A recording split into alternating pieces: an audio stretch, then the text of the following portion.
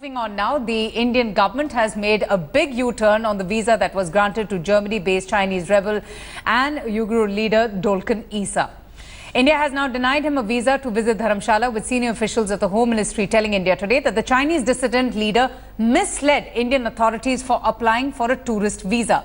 They say that Dolkun Isa should have mentioned that he was coming for a conference and apply under the relevant category. Officials have also admitted that granting him visa was an error and his Interpol red corner notice should have been detected before the visa was issued earlier. If you remember, Dolkun Isa had been granted a visa to attend a conference on democracy in Dharamshala, and India's decision to grant a visa to Isa was also being seen as India's counter to China blocking India's bid to list Masood Azhar as an international terrorist in the United Nations.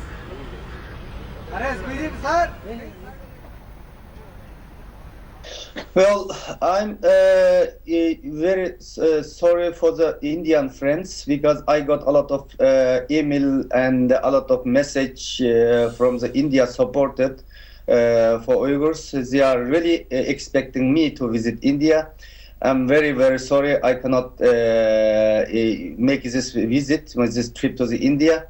And also I'm really disappointed of the India's government's this cancellation of my visa, because I believe and India is a democratic country. It is the largest democracy around the world. So in this situation, really it is some disappointed for me. India Today, Smita Sharma joins us for more on this. Smita, and that's the, question that why didn't the Indian authorities carry out the necessary checks before issuing him a visa in the first place? Because this, sudden volte-face indeed has come as a huge embarrassment. There seem to be discrepancies really, Avantika, and what various sources are telling, depending on who are you talking to at the moment. If you're speaking to the Ministry of External Affairs, or if you're talking to sources in the Ministry of Home Affairs, to some extent what we see is there is a level of buck passing that is happening, just trying to make the other ministry responsible. But this is one of those mistakes that has actually sort of left the Indian government pretty embarrassed, because yes. in the first place, you thought that, here India had acted really strong and brave and rejected and asked, in fact, a Chinese dissident leader to come across to India. And now it almost looks like, even it was a bureaucratic error, it almost looks like India buckled under Chinese pressure.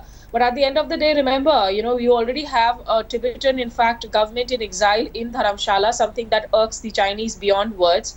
While the Chinese have, of course, taken their stance on Masood Azhar at the UN, the understanding is that they have also been doing so because they're not comfortable with the increasing closeness between India, Japan and the US, which does seem to be against the Chinese pivot of sorts. And more importantly, but remember that China actually hasn't allowed Indian separatist leaders, the Hurriyat was supposed to travel to Beijing last year. They were not given visas. So perhaps India, even if it was a deliberate calculation, when initially they said, let's give them a visa, they should have thought about, a plan B or a pros and cons of it as well. Absolutely, Smita. For now, thank you so much for joining us. Little Master Sachin Tendulkar has turned 43 today, and he celebrated his day by playing cricket with school children at the MIG Cricket Club. The children who are fighting cancer expressed their wish to play.